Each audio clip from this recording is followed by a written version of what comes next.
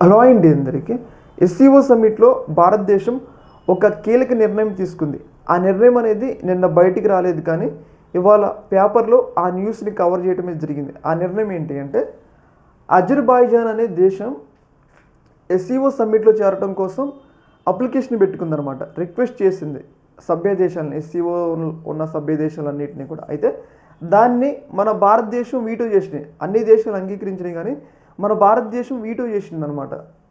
అక్కడ సభ్య దేశాలు అందరూ ఒప్పుకుంటేనే మరొక కొత్త దేశం ఎస్సీఓ సమ్మిట్లో చేరుతుంది. మన భారతదేశం వీటో చేసింది కాబట్టి ఈ అజర్బైజాన్ దేశం అనేది వీటో ఎస్సీఓ సమ్మిట్లో చేరడానికి అవకాశం లేకుండా పోయిందనమాట. అయితే ఎందుకు మరి మన భారతదేశం అజర్బైజాన్ మీద అంత కోపాన్ని చూపింది అంటే, మనం చూసుకున్నట్లయితే కొంతకాలం క్రితం ఆర్మేనియా అలాగే అజర్బైజాన్ చెప్పేసి రెండు దేశాలు, ఈ దేశం ఆర్మేనియా దేశం రెండు కూడా తీవ్రస్థాయిలో పోట్లాడుకున్న యుద్ధాలు కూడా చేసినాయి. అయితే ఇలాంటి సందర్భంలో మనం ఆర్మేనియా దేశానికి సపోర్ట్ చేసినాం. కొన్ని ఆకాశ మిసైల్ సిస్టాలు కానీ, కొన్ని ఆర్టిలరీ గన్స్ కానీ, అలాగే కొన్ని పినాక మిసైల్స్ కానీ, ఇవన్నీ కూడా మనం ఆర్మేనియా దేశానికి సహాయం చేసినాం అనమాట.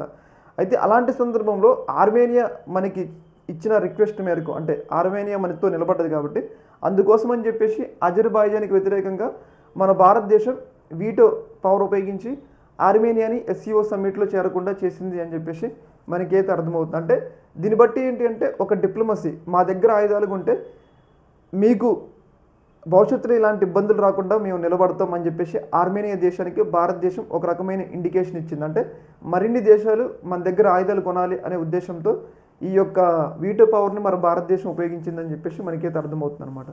అందరూ కూడా ఏదైతే నిన్న మోడీ, పుతిన్, జిన్పింగ్ ఏదైతే వీళ్ళు కలిసిన విషయం అనేది చాలా పెద్ద స్థాయిలో వైరల్ అయింది. కాబట్టి ఈ విషయాన్ని మాత్రం పెద్దగా న్యూస్ ఛానల్ కవర్ చేయలేదు, ఇవాళ పేపర్లో వచ్చిందనమాట.